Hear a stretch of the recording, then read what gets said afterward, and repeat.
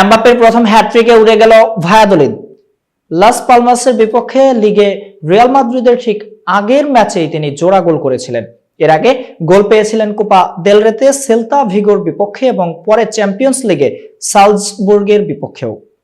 কিন্তু 1-2 গোল করে যেন আর মন ভরছিল না কিলিয়ান এমবাপ্পের। এবার তাই একেবারে হ্যাটট্রিক রিয়াল মাদ্রিদের জার্সি গায়ে, যা ফরাসি ফরওয়ার্ডের প্রথম হ্যাটট্রিকও বটে।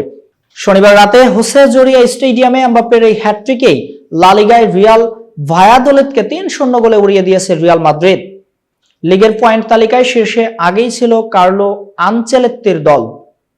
এই জয়ে 2 নম্বরে থাকা আতলেতিকো মাদ্রিদের চেয়ে তারা এগিয়ে গেল 4 পয়েন্টে।